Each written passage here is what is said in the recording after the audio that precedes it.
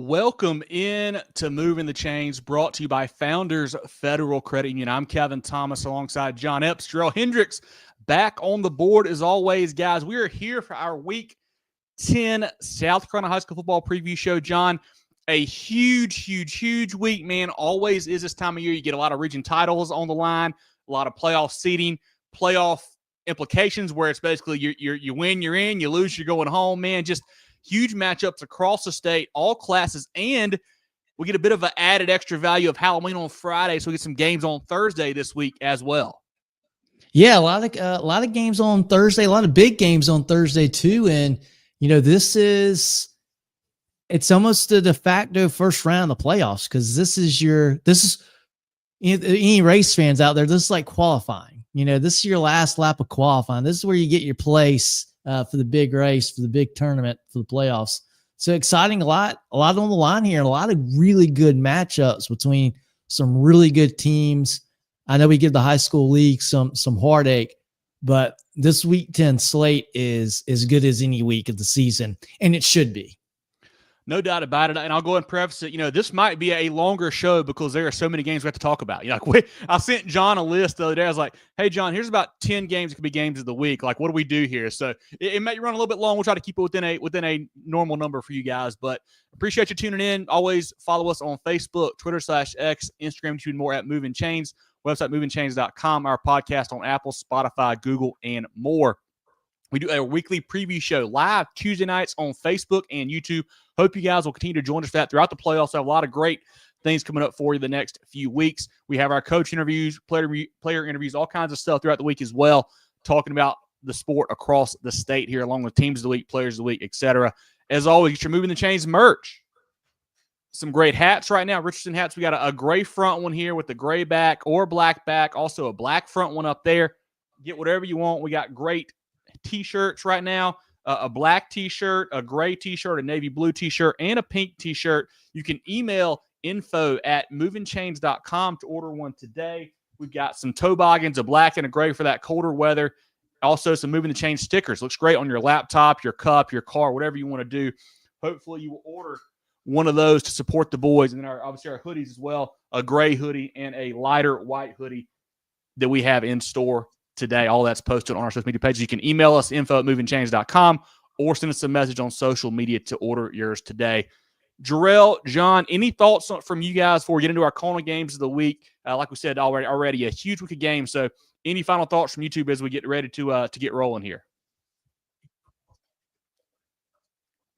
Armani said season went by fast. It certainly did, Armani, but luckily we still have about 6 weeks left with the playoffs, so we still got a lot of football still to talk to. But yeah, regular season certainly flew by. Brandon says, what's up, guys? Some good games this week. No doubt about it, Brandon. A ton of good ones across the state. Looks like to use tiebreaker region 3 with Fairfield Central, Chester, Mid-Carolina, all being 3-1. And I believe it will go Chester, Fairfield Central, and Mid-Carolina if all hold serve this week and they all win. Courtney says, hey, my guys, have a good Tuesday. Thank you, Courtney, for tuning in, man. Appreciate you as always. Excited to talk about those Bears here in a little bit. Wolfman says, Valley hate week down in the CSRA. North Augusta Valley got a chance to maybe another classic in the Valley. It certainly was 2 years ago. Looking forward to another good ball game between those two groups. JD says, good evening from A-Town. Go Panthers. Beat the Hornets. Another huge 1A matchup. Abbeville and Ware Shoals squaring off over at Ware Shoals on Friday night. Ricky says, Irmo on a revenge tour, taking Irmo over Dutch Fork. That's a massive game, John. One we'll have here in a minute, but that's a big-time rivalry. What's up, guys? Hampton County in the house says, Terrence. Appreciate you, Terrence. Hampton County is on a roll. One of the favorites in the 2A playoffs for sure. Chris said he's okay. He's here to eat his crow. Tough one for the Indians last week. Couldn't get the offense rolling against Dorman. What's up, guys? Says Travis. Appreciate you, Travis, for joining us as always.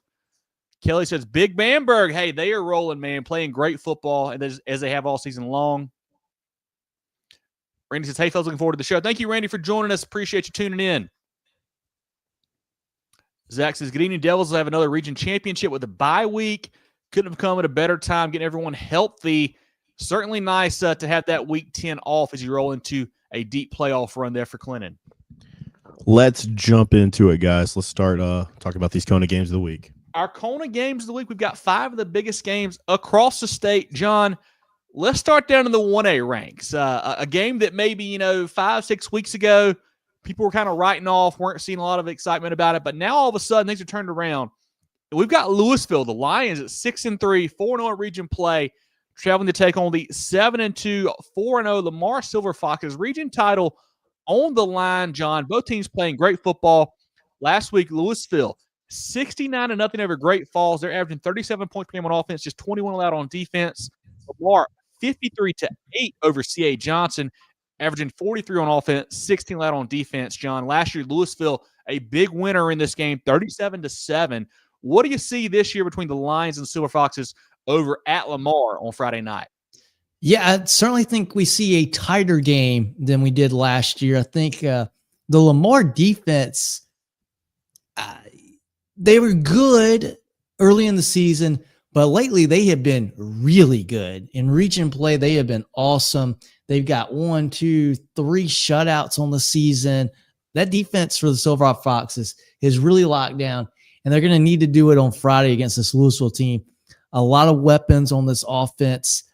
They've got some good size and some good speed, do the Lions. They've been playing good football all year. You know, you look at that 3 losses, but, you know, they've lost some heavy hitters. Lost Central Pageland, Fayetteville Central in a tight game, and then Andrew Jackson's squad that has exploded onto the scene here lately.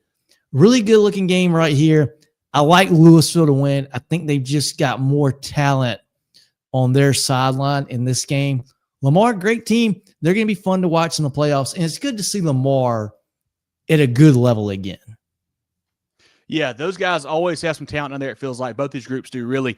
Lewisville, last week, quarterback Jalen Culp, 9 for 9, 100 yards, 3 touchdowns.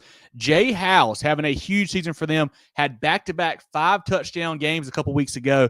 Receiver DB Jordan Strong is a big-time playmaker. Defensively, they're led by Strong, Tymon Hughes, Jay-Sean Culp, who had 12 tackles, 3 TFLs, 3 sacks last week. Like you mentioned, John, they played a really tough non-region schedule, have been on an absolute roll here in region play. On the Lamar side, quarterback Zori Pierce is an electric playmaker, one of the best quarterbacks you'll see in the state, regardless of classification.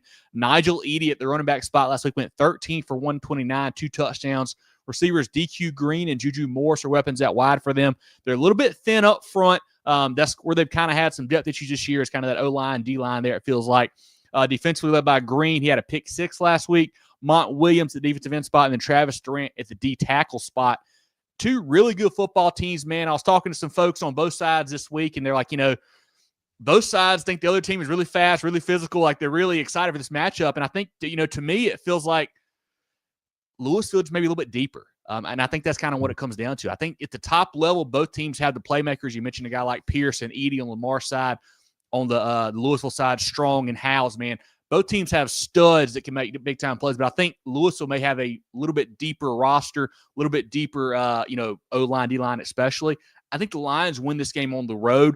I don't know if it's 37-7 like last year, but I think this Lewisville team, you know, John and Jerel as well, that we talked about a couple weeks back, had kind of been written off a little bit. You know, they had those couple tough losses, weren't playing their best football, had some shakeups on the team, it felt like, but they have turned it on, man. And I think they're a team that's going to be, you know, we look in 1A upper state where it's been Abbeville, of course. After that, it's like, you know, where Shoals had a good season, but nobody's really, you know, taken over and made a big leap. I think that Lewisville team is a team we got to keep an eye on here in upper state, 1A. I think they start that run to a deep playoff run, I think, this week. Yeah, they're going to be a very tough out for anybody. Jerel, comments from you or the chat on this Lewisville-Lamar matchup?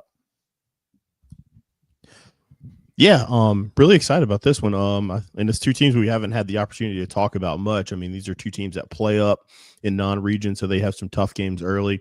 Then when they get into region play, they typically, you know, handle their business once they go up against the programs that are similar in their classification. But yeah, I like Lamar. I'm gonna go with them. I'm gonna spread it out a little bit. I like them playing at home. Zori Pierce being a senior. I mean, we've talked about him for 4 years, it feels like now, and just been an absolute great player. But of course, I like this Lewisville bunch. I like both these coaches too. I want to give a shout out to Coach Boyd. Talked to him in the offseason this year. We talked to Coach Usher a couple of years ago. It's 2 young coaches, both sons of coaches. So I think it's a really cool storyline there as well. But I'm going to go Lamar in a tight one. I think that defense is going to carry them that John mentioned. Should be a fantastic ball game. Any comments from the chat on that one? Courtney says he's taking Lamar 24-17. Lamar 28-24 says Wolfman. Brandon says he likes Lamar in a close one. Lamar always been pretty good, especially under Coach Boyd and Coach Fountain. Now they got the new Coach Boyd there, Brandon, taking that next step. Chris says, great to see you again, Kevin, last Friday. If he could only meet John and Jerel, he'd be happy. Yeah, Make it happen. Chris, appreciate you, man, as always, saying hello. Jonathan says, has to stick with the Darlington County teams, going with Lamar in that one. A lot of Lamar picks on the show here, sounds like, boys. Good seeing you, Kevin. Happy Halloween to you as well, buddy. How about the Raiders from Dorchester? Going to get it done again over Williamsburg. Should be a really good game. Raiders 28-20. Huge win for Coach Nelson's bunch, man. They did a great job against that Colorado Crowd squad last week. Dorchester, another big one against Williamsburg on Friday, like you mentioned there, Jamie.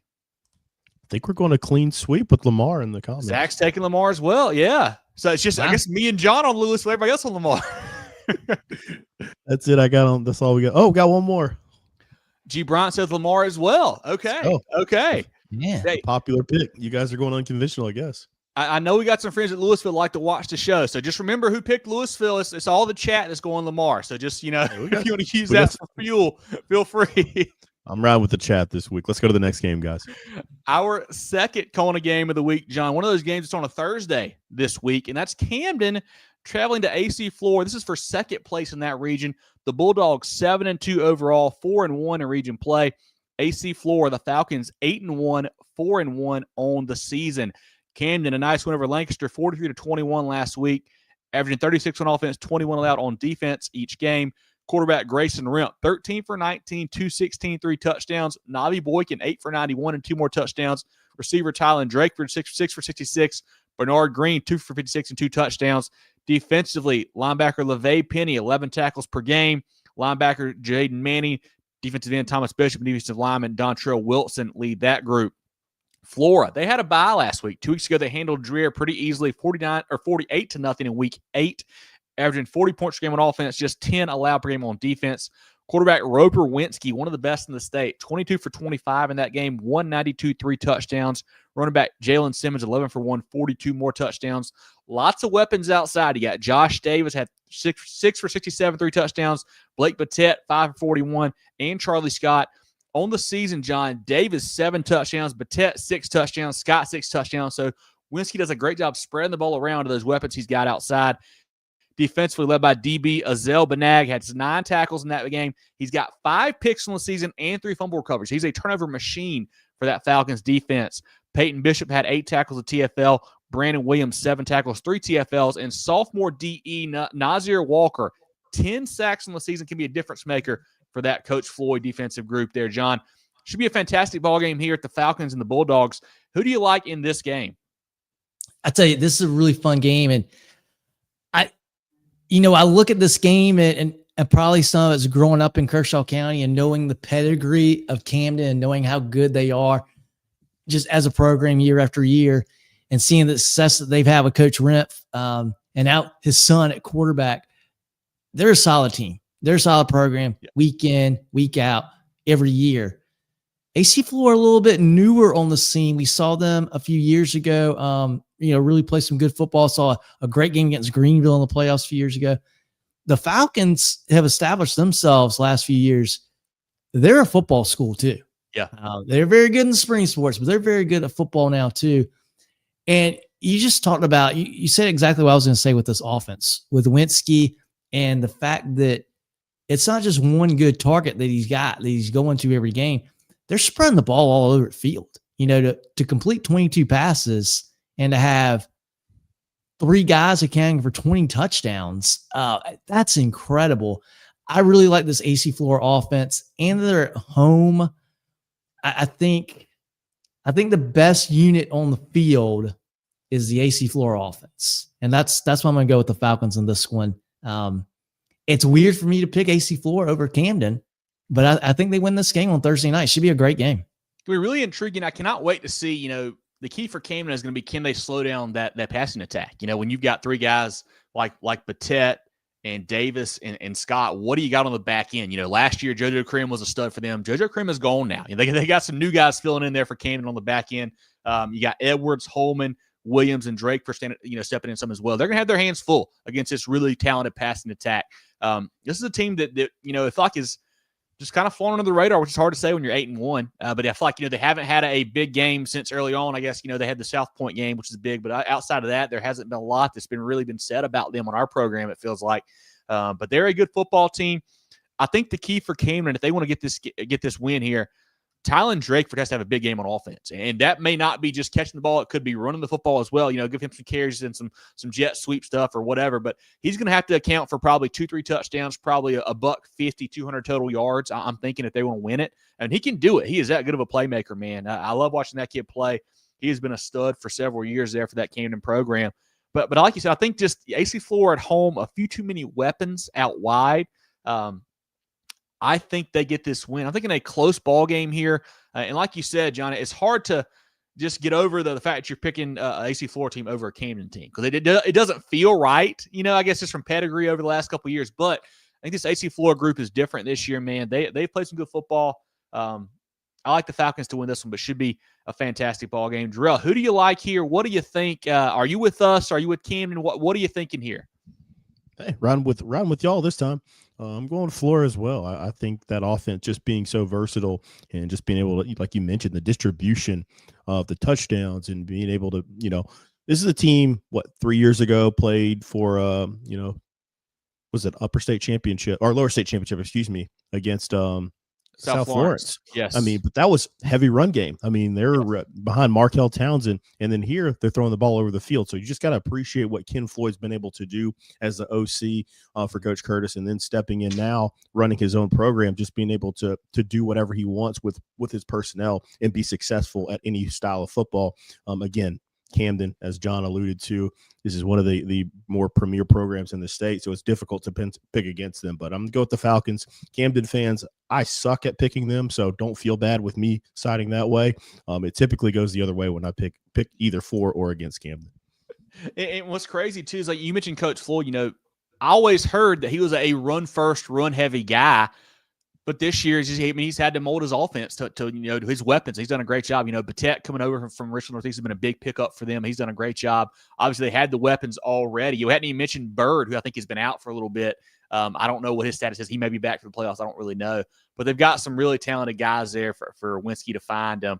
And I think if you're Camden, the key for them is going to be, can they get pressure up front? Like, can you kind of disrupt that passing offense? Maybe the first couple drives, you bring a little extra pressure. You hope you get home. Even if you don't get a fumble, maybe you just get a sack, put them behind the chain. So maybe you bring a few guys, kind of throw them off his rhythm early on. But I think AC Flora at home, I think they win this game, but should be a great ball game on Friday. What's the chat saying?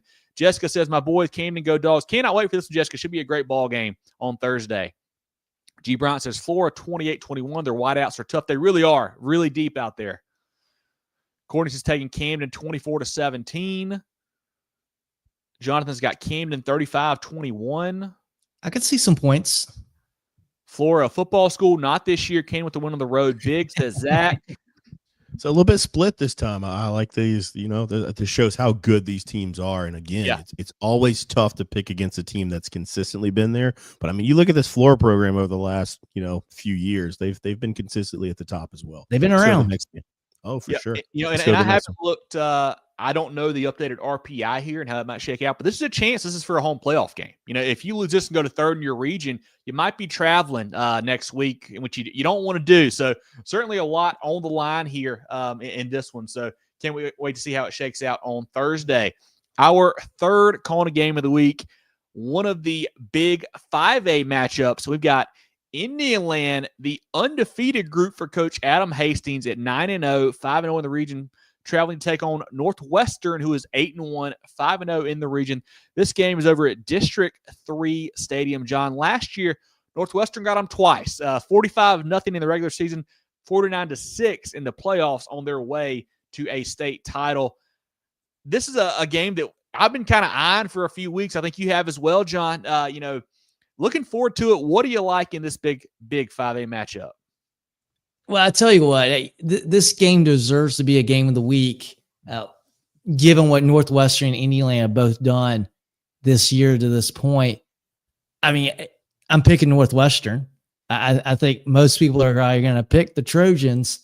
But for people that have not tuned into this Indiana team, this is going to be more of a ball game than what I think a lot of people expect. and mainly because of that Indiana defense. This is a big group. Michael Foster. I was looking at some of the stats, and I was like, yeah, is Michael Foster the leader of the defense? He's got 9 sacks. Well, maybe it's Noah Terry. He's got 7 interceptions.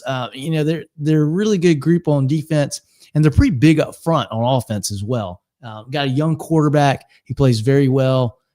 Big, tough kid. This is a really good group, a physical group, but Northwestern's a different animal. I think Indiana's very good defensively, and they've got really good size. Northwestern's got the talent. They've got the speed. They've got the weapons. They've got the staff that knows how to prepare his team for big moments, big games. The kids, they have experienced these types of games numerous times. This is nothing new for them. I think we see a competitive game, maybe a 10, 14-point ball game. And I think it's going to be relatively low scoring. But yeah, I still think Northwestern comes away winning this game. But I think Indiana is going to raise some eyebrows with how this game goes. The Warriors had a fight last week on their hands, John. They defeated Fort Mill 20-16. Fort Mill actually had the ball late with a chance to go and win the game. Couldn't make it happen there. So Indiana stayed undefeated. They're averaging 36 points per game on offense, just allowing 8 per game on defense. Quarterback Matt Casilla. If I'm saying your name wrong, I apologize, buddy. It's Kucia. I'm going with Casilla. I don't know if that's right or not. We'll see. Last week, 20 for 27, 2 touchdowns, has 17 touchdowns, just 2 picks on the season. Running back Jamal Horton, 26 for 156 and a touchdown. Receiver Sequel Patterson, the SC commit, 6 catches for 90 yards and a touchdown. Hayden Moore, 7 for 71. You mentioned defensively, they got so many names. Michael Foster last week, 13 tackles, 5 TFLs. Jackson Connor, 15 tackles. Fallaker, Headley, Petrie, Perry, all double-digit tackles in last week's ballgame against Fort Mill. And you cap it off with 2 really good players on the back end with Patterson and Bryson Connor, 2 of the better DBs you'll see across the state. Really athletic guys there that can get it done for them. On the Northwestern side, they had a bye last week. 2 weeks ago, 45-14 over Rock Hill, averaging 48 points per game on offense, 24 allowed on defense. Quarterback Xavier Means has stepped in, done a fantastic job. He has 17 pass touchdowns, 15 rush touchdowns on the season for Coach Walford's group there. Running back Zykel Ree went for 121 or 2 touchdowns against Rock Hill. Receiver Cam Vance, he's a stud. Jonathan Spurgeon is also a really talented guy out wide for them. Offensive line is a veteran group with Chris Coleman. They're really good. Defensively, about Tamarian Watkins, the Texas A&M commit. You got Cameron McFadden in the middle. Jeremiah Cannon's a weapon at linebacker. Jaden Baxter flies around. DBs Josh Singleton, Jalen Richardson. Another loaded group there for that Trojans team. John, should be a fantastic ball game. Like you said, some of the better athletes that we'll see with like Patterson and Vance and Means. Somebody told me Xavier Means probably the fastest guy on Northwestern's team, and he's the quarterback, which is really cool to see there. Really intrigued to think, what Coach Hastings at Indiana might do with Patterson in a big game like this. Like, they have not had a ton of close ball games lately. When we first saw him come on the scene a couple years ago, he was kind of stepping into like a quarterback wildcat role there, and it just looked awesome as a youngster. Now he's playing receiver DB. Do you put the ball in his hands a little more in a game like this? I don't know.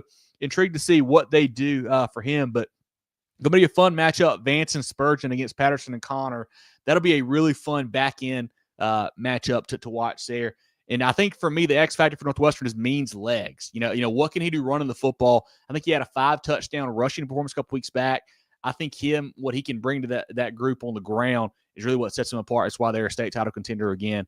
But it should be a great ball game. I had it written in my notes that Indiana, while they haven't been tested, they've answered every call this year, John, but the phone hadn't rang like this. This Northwestern group is a different monster here. I think the Trojans win this game, probably by a couple scores. I think Coach Walford's group is just too talented right now and too explosive on offense. I think they win this football game. Jerel, what do you like? What's the chat saying about this Indiana Northwestern game? Man, put that on the shirt. The phone hasn't rung like this. I like that. I like that one. No, this one should be fun too. I think it's going to be one of those. It's going to raise some eyebrows. I think it's going to be a game where it's going to be halftime and it's going to be really low scoring, and then you're going to see who makes the adjustments in the second half, and I think you're going to see one side pull away. I just think that side's going to be Northwestern. But that's no disrespect to this Indyland bunch. What Coach Hastings has done here is fantastic.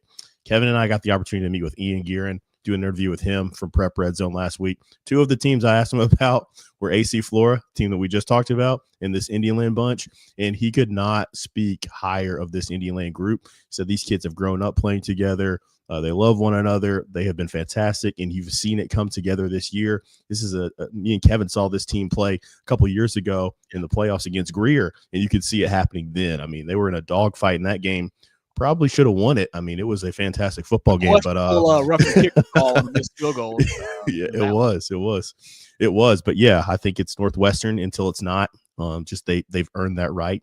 Defending state title, won this region. So I think Northwestern is going to win it. But I'm just really ecstatic to see what this Indian Land bunch is going to do on on Thursday, or they're playing Friday. They're playing Friday. On Friday and into the playoffs. What do you think, Jerel and John, with that point I made about Patterson? Do you look at maybe doing some more stuff with him with the football in his hands? That's kind of how he came up. When we first saw him, Jerel, he was doing quarterback, wildcat stuff. Has done a lot of that this year. You wonder if you change it up a little bit for a big game like this, or even going into the playoffs possibly. I don't know if you're Indian Land. I watched them play earlier this year too, and Patterson was involved, but he wasn't the focal point. Right. The offense, and I don't know if you need to do that, honestly. I think I don't know if you necessarily move him around, but I do think you focus on getting the ball in his hands more. Yeah. He probably touched the ball half a dozen times in the game that I watched earlier this year. And I can't remember who it was that they played, but you got to put the ball in the playmaker's hands, right? Yeah. You got to give the ball to Patterson a lot. I don't know if you necessarily have to put him at quarterback. Maybe put him in the backfield though. Yeah. I think that's a good idea. Fight a little bit of talent with talent, right? But yeah, it will be interesting to see. But you got to use them. You got to utilize them as much as you can. Yeah, I mean, you got to maximize as much as you can. You got to get him the ball in any way, shape, or form. And then, of course, you got to get some turnovers. You got to do some things. I mean, just because this Northwestern bunch is so talented, not to say Indian Land is not, but, they're going to have to get some breaks, certainly to win this football game. But I'm really excited about what happens with Patterson and this game in general. What's the chat saying about this one, Jerel? Armani says, if Indian Land can contain the quarterback, they got a shot. He's a difference maker. Like I said, 32 touchdowns, about a half and half split passing to rushing. So really impressive what he's done there this year. Brandon's got Northwestern 45-21. Jonathan's got Northwestern 49-7. Wolfman's got Indian Land with the upset, 22-21 on a 2-pointer to win the game. How about that? Ooh. I like that call, Wolfman. All right. Zach wants to pull the trigger on Indian, but can't do it. He's going to Western big, maybe over about halftime. Been there, done that. There's something to say for that for sure. Chris said, did you ever have Indian Land undefeated playing region title and being a card this year? Certainly did not. We knew they had some talent coming back, but didn't see them going 9-0 to this point. Really impressive what, like Jerel said, what Coach Hastings has done there. Dion's got Indian Land 49-42. Patterson scores 5 touchdowns. I think they might need a few from him this week. Brown says, whoever gets turnover on D scores and wins. Battle to the end. Northwestern takes it at the end for the W, says Brian. Yeah, everyone's conflicted on this one. Should be a lot of fun, but this next one might be a little bit more fun.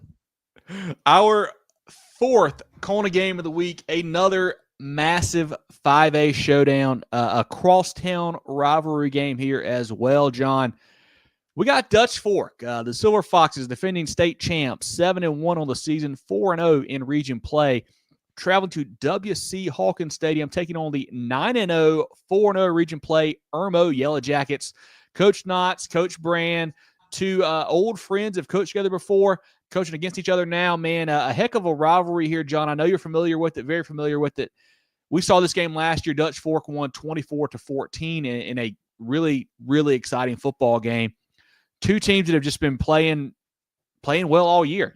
Dutch Fork's one loss to a really talented Oceanside team. Irmo has been kind of handling everybody the last several weeks. So what do you like in this one? Two high-powered teams that are, destined to make deep playoff runs here for sure. Yeah, you look at both of these teams and you look at their body of work for this season, and it's pretty similar. I think these are, I wouldn't say one team is far ahead of the other from a performance perspective. But what I base this on, I saw Dutch Fork. I saw the end of the Dutch Fork Ridgeview game earlier this year. And granted, that's one game, and I probably watched a majority of the fourth quarter of that game, maybe some of the third quarter. Small sample size, right? The Dutch Fork team last year was better than the Dutch Fork team this year, at least from what I could see. I have not gotten to see Irmo play this year, but from what I'm hearing and what I know you and Jerel saw them, was that week 0 against Burns. Week 1 or week 2 against Burns, yeah. The drop-off from this Irmo team from last year doesn't seem to be much at all, if any, which is incredible, given the talent that they lost last year. Shows you how loaded they are. Again, got a bunch of talent there. They're playing at home. They're hungry. A win for them. They're not thinking about playoffs. They're not thinking about where they're going to go next week, who's going to come to Irmo, whatever. They want to win this game. They don't care anything about that this week. And Dutch Fork probably doesn't either. But they are very, very hungry to win this game. And I think they've got the ingredients to do it. And being at home, I think Irmo finds a way to win this game. And I think if this is going to be big for the Yellow Jackets, because I think if they can find a way to win this game, they got a great chance to go win the state championship. If they don't win tonight, or if they don't win Friday against Dutch Fork, I think that stigma's going to come back. They're like, man, we're really good. We're just not that good. This is a big game for Irmo. If they can win, I might be picking them to win the state championship. Dutch Fork, big win over River Bluff, 37-0 last week, averaging 40 points per game on offense, 13 allowed on defense. Quarterback Jackson Knotts, 18 for 27, a $193 and a touchdown. Running back Kyle Henry, 17 for 136, 2 touchdowns. Receiver Stone Furry, 5 for 97 and a touchdown. Braden Johnson, he's a good weapon out of the backfield for them. Offensive lines led by sophomore center Brody Lorenzo. He's a stud up front for Coach Knotts there. Defensively, they got 2 power 4 guys up front with Jaden Worth and Julian Walker. Linebacker Raleigh Salters played a ton of football and just played a lot of really good football for that Coach Braswell defense. I love what he brings to that group. Defensive backs led by Mario Anderson, Ethan Moe, Sebastian Lake, also contributors. And a guy to watch, freshman Tadrick Gibson. He may be next up there for the Silver Foxes. On the Irmo side, a big 48-6 win over Chapin, averaging 42 points per game on offense, 15 allowed on defense. Quarterback Dre Dobson has stepped in, taking the reins from A.J. Brand, has done a fantastic job this year. He's a true dual-threat guy, really poised under pressure. They haven't played a lot of close games, but when they have, he has made plays. You talk about that Burns game. He led them on a last-minute drive, last-minute touchdown to win that game on the road. Does a great job whenever the team needs him to do things like that. Running back Amir White has stepped in the last couple years, been a great playmaker for Coach Brand as well. Malik Miller does it all, rushing, receiving. He is a weapon for them. Receivers Jay Edie, Ethan Singletary outside. Offensive line led by the big recruit Nate Carson. Defensively, John, the defensive line is as good as you'll see in the state. You got Jaden Bryant, Major Taylor, Tyrone Jennings, 3 studs up front for that group. Safety Jamar Grissett is the big player on the back end for them, along with Jaden Arrington, CJ Currents, and Makari Allen Hendricks, also playmakers. The last 2 weeks for Irmo, last week, 87 pass yards allowed, 24 rush yards allowed, 111 total yards. 2 weeks ago, 74 pass yards allowed, 54 rush yards allowed, 128 total yards. The Yellow Jacket defense is nasty, John. They are doing it really well on that side of the football. This is a tough game to pick because, we always say, Dutch Fork is Dutch Fork until somebody beats them. And they don't get beat very often. We've talked about that one loss they've got, 5-6 weeks ago, whatever. They're a lot better team than then, it feels like. I like Dutch Fork a lot, man. And I like this Irmo group a lot, too. I think both of them, as we mentioned, are probably the favorites to win their class, 5A Division I, 5A Division II. On the Irmo side, I saw an interview with Coach Brand this week. He says they expect to win this football game. They haven't, they didn't win it last year, didn't win state last year, but they expect to win this game. Like, he has kind of instilled that with this group. I think this is 3 years in a row they've been 9-0. He's done a great job turning that program around. It's one thing to say, one thing to believe it. I think they actually believe it. I think they can win this football game. I think they are as good, if not better, than Dutch Fork. I can't wait to see how this one shakes out. And I think really it might come down to who can kind of run the ball better. Can Henry for Dutch Fork get it going? Can White for Irmo get it going? I think both teams are really good in pass defense. So it's who can get the rush game going. Jerel, who do you like in this one? I want to hear your pick before I make mine, and see if you can talk some sense one way or the other to me. I mean, I'm going against my golden rule, and that is to never pick against Dutch Fork, but I'm going against it. I think this Irmo team is better. Like, I think they're flat out more talented. I think they're a better team. And again, I know it was weeks ago when I watched the second half of that Oceanside game with Dutch Fork, and they beat them up front. And I think the defensive and offensive lines for Irmo are better than Oceanside. I'm going with Yellow Jackets here. Again, this might be the first time I've ever publicly picked against Dutch Fork, but I'm going Irmo. I think they're flat out better. I think they'll win this game. They're playing at home. They're probably want revenge. And I really think there's a legit shot, much like last year, that we see 2 state championships coming back to the city of Irmo. But I like the Yellow Jackets in this one. Go ahead, Kevin. Make your pick. I really wish you hadn't done that. This might be the stupidest thing we've ever done on this show. I'm just going to say it right now. I'm going to take Irmo also. Wow. Same thing like you said. I think the line play, defensive line, especially for Irmo, I think is going to have their way. I love Dutch Fork's O-line. I love Lorenzo and that crew for them. But I think just the variety of weapons that Irmo has up front with Bryant, Taylor, and Jennings can really get it after it. I think Coach Brand's bunch is ready to win this ball game, win this type of ball game, and take the next step. They got to want to step out of that shadow, though, right? You got to think that's got to be a part of the motivation too. Yeah. But yeah, we're giving Irmo or Dutch Fork a lot of bulletin board material, which I'm sure will be great for us. Sure. Sure. Just like they need another reason to win a football game, but should be a great one. I can't believe we're all going Irmo. Did not see that coming. When I was taking my notes just this afternoon, I was like, I think I might take Irmo here. And I was like, I don't think John and Jerel, neither one of them will take Irmo. No. Here we are. We've learned nothing. Did it. Put us on the TV. I can see it coming now. Let's do it. We're taking the Yellow Jackets. What's the chat saying, Jerel?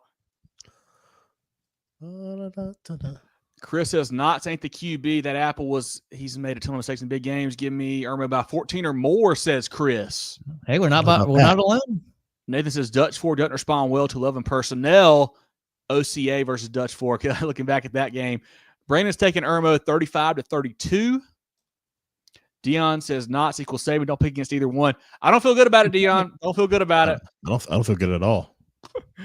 Courtney's taking Irmo 30-24 over Dutch Fork. G. Bryant says Jaden Bryant masterclass. You'll see the game for Irmo late in the fourth, 24-21. Special player. I think I saw number 1 edge rusher next year's class. Just really, really talented guy there.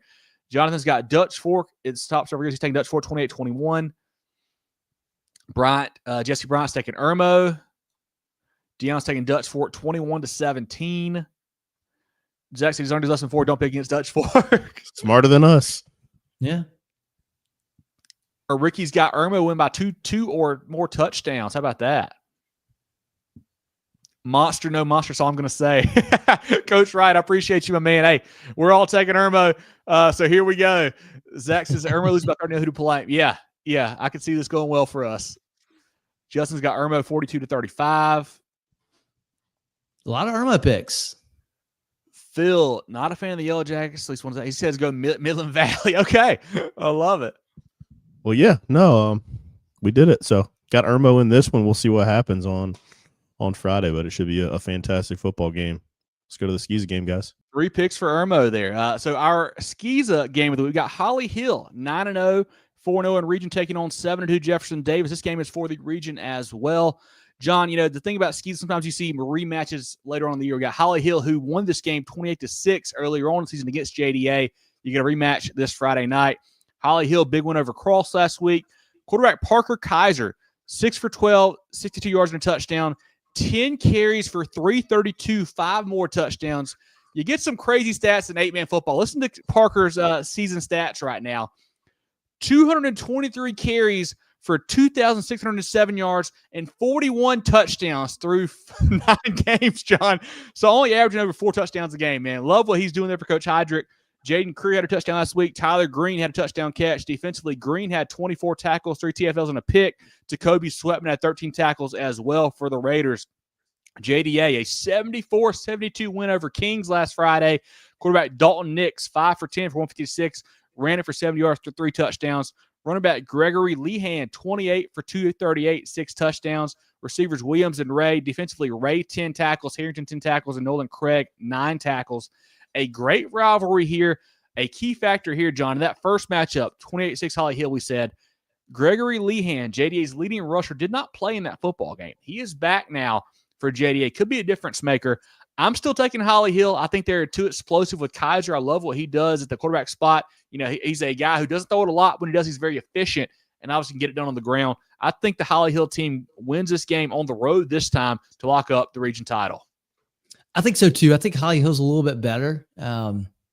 And I don't think we're going to see 28-6. I think we're going to see a lot more fireworks. Agreed. A lot more touchdowns in this game. And maybe a score closer, but I still think Holly Hill wins this game. Jerel, who do you like in this SCISA game of the week?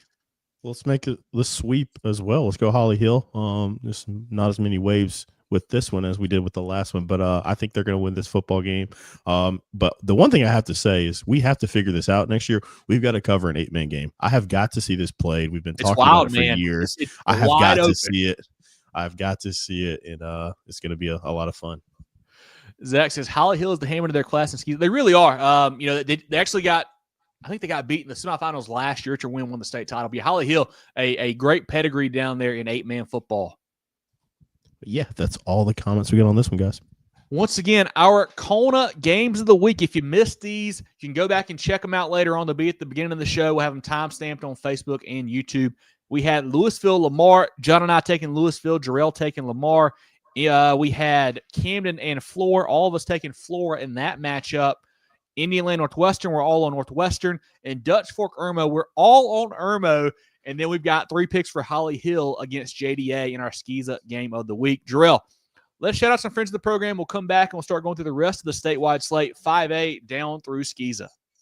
Everyday life means everyday expenses. Spend smarter with the Founders Federal Credit Union credit card, offering you low rates and big rewards where it matters most. Enjoy all the benefits of saving while using your Founders Essential MasterCard. Make every swipe and tap count with smart rates, big rewards on select cards, and no balance transfer or annual fees. Because your money should go where you want it to. That's the power of Founders Federal Credit Union. Apply today at foundersfcu.com. Relax. You're with Founders. With 3 convenient locations in Spartanburg, Duncan, and Greenville, Carolina Orthopaedic and Neurosurgical Associates, Kona offers the most advanced training and experience in orthopedic surgery, neurosurgery, sports medicine, and pain management in the upstate. Go to kona.care to learn more. John, let's take a look at the 5A slate. We got some Thursday and Friday games this week, as we do probably in most classes we'll come to. Yeah, we got a lot of games here on Thursday night. We got 10 of them in 5A. A lot in the Low Country. We got Goose Creek hosting Stratford. Stratford locked up that region title last week. The Knights, you know, they lost that early game to Somerville and just rolled since then, man. Coach McDaniel's bunch has had a really good season, been a really fun team for us to follow. Yeah, they've done great. Also in that region, you got Somerville hosting Fort Dorchester. River Bluff is at home against Lexington. Berkeley hosting Cane Bay. Malden travels to J.L. Mann. Ashley Ridge will head to West Ashley. Lucy Beckham at home against Wando. James Island hosting R.B. Stall. White Knoll is at home against Chapin. And Greenwood traveling to Easley. You know, and I was thinking about this too as you're going through those games. We got a lot of Low Country, like you said there. I don't know what the region tiebreaker is there for that region. I think it's region 8 in 5A. We're going to have a little round robin of James Island, Somerville, Ashley Ridge, all with 1 loss if everything holds according to playing this week. So I don't know what the tiebreaker is there in that one, but really intrigued to see how those 3 shake out and who gets that region crown if they all win this week. And some poor 2 seed is going to have to play the 3 out of that region. That's going to be brutal. Flipping over to Friday night, we've got Fort Mill hosting Rock Hill. Gaffney is at home against Wade Hampton. We talked about our Kona game of the week, the big game in Irmo, Dutch Fork traveling to W.C. Hawkins to take on Irmo. Eastside is at home against Dorman. I tell you what, I saw that Dorman team last week. Really impressive what they've got there. Coach Moore's done a fantastic job. The offense, Nick Means does a great job. They got 3 backs, really, Means and Tate, and then a freshman, Carter Nash, who had a big touchdown run late for them as well. Meek Slidell at the quarterback spot, kind of a field general, does just enough for them. And defensively, they have some playmakers. Contavian Anderson, the Clemson commit's a stud on the back end. They had a youngster, a junior DB, Jabez Thomas, made 2 fantastic interceptions, really drove onto the ball. One was a kind of a diving pick. Love talking to him after the ball game. Super good kid. Super great game from him. Tylen Edwards as well played well for them. That was without their big defensive lineman. Christian Waring was out for Coach Morse's bunch. So that Dorman team, a team that we haven't talked a ton about this year, I think they're really good. They're a threat to make a deep run in the 5A playoffs. Yeah, Cavs have turned a corner this year. Got a rivalry game over in Blythewood. Ridgeview hosting Blythewood. Another Kona game of the week, Northwestern hosting Indian Land. Big game here, Greenville hosting TL Hanna.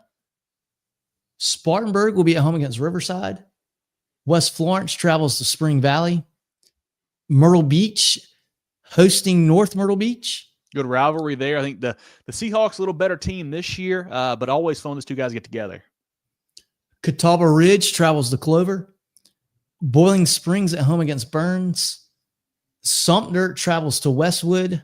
How about that Sumter team last week, John? We got to bring that up for a second. You know, we had that as a game of the week. I believe we all picked Ridgeview to beat Sumter, and Sumter, you know, went out to a big lead, had to kind of hold on late. But Coach Barnes' bunch, they can score points on anybody, it feels like. They put up a big number against a really good Ridgeview defense last week. Franklin Richardson, the quarterback, is a fantastic, you know, runner with the ball in his hands. That Sumter team, similar to Dorman, a 5A team that's had a good season we've not talked a ton about, I think they're both poised to make some runs here in the playoffs. Yeah, I watched the fourth quarter of that game, and I feel like Ridgeview didn't play bad. Just Sumter offensive line up front. Yeah. They did enough to open up enough holes for Richardson, the running backs, to get through and make plays. And Sumter's got a lot of speed. You give them a little bit of a hole, boy, they can really take it. You know, that was an impressive win. And they came back. You know, Ridgeview scored pretty late, maybe 4 minutes left in the game. And Sumter went right down the field and scored again to take the lead back. Impressive performance by the Gamecocks. That offensive line's going to be tough. Yeah. You know, we talked last week, like, well, they can't really throw the ball. They may not have to. You know, they put up 36 on a really, really good defense. That was an impressive win by them. We've got Hillcrest traveling to Woodmont. Big win for the Rams over Greenville last week. I think with that win, that locked up the region title for TL Hanna, actually, I believe, since they have already got the head-to-head over Greenwood. Then we'll have Conway hosting Carolina Forest and Socastee at home against St. James. Carolina Forest, one of our teams of the week, the big one from Myrtle Beach, locked up their region title. They're playing great for Coach Morris. Another 5A team that could make some noise here in the playoffs. Jerel, comments from you or the chat on the 5A slate. Brandon says, Burns impressive last week, 49-7 for Spartanburg. They certainly were. You know, I think Trent Lynch did not play for Spartanburg in that ball game, but still, Segura had a huge game. I think it was 250 on the ground for the Rebels. Kind of the offensive showing we've been looking for, been waiting for that group. Really got him going. You know, the Rebels are a good football team for sure. Alexion said, go Knights, Stratford Region champs. Yes, locked it up last week. They played great football, like I mentioned. Really fun team to follow this season. Yeah. And, we'll talk in depth about playoff brackets next week. So we'll do playoff preview. So we'll talk about that a lot. You'll be sick of it. So we'll go through all of the classifications then. But let's go down to 4A. Looking down at 4A now, John. Yeah, we got another handful of games on Thursday here in 4A, starting with Fountain Inn at home against Southside. South Point will be hosting Richland Northeast. Brooklyn Casey on the road against Airport. Wren is at home against Westside. That's the region title there. I may be there Thursday, maybe at Flora Thursday. I don't know yet, but this is a fantastic ball game here. You know, Westside 0-4 to 5-4. They played some great football down the stretch over Coach Lane, a group that's really grown up. It's been fun to see what they've done with Keelan Powell and Bear Woods and crew there on offense. Wren, a team that has been a little bit hard to figure out this year. A couple kind of odd games mixed in with some really impressive wins as well. Coach Freight's team, I think, has the firepower to win this football game. Westside, a team that, a lot of folks did not expect to be at this point playing for a region title. Should be a great one on Friday. I don't know which team I'm leaning to honestly, this one, but should be a lot of fun to follow. John, you have any thoughts on this one, man? Because this is a big matchup here. Yeah, I feel like Wren is catching Westside at a bad time here, but they do have them at home. I think Wren is probably the better team. I don't know if they're playing better right now, though. I'm going to go with Wren because they're at home, but would not be surprised if Westside wins this game. Charles says Wren Hurricanes. I know Charles is a big Wren fan. Yeah, should be a good one on Thursday, Charles. That other game you mentioned, Kona game of the week, AC Flora hosting Camden.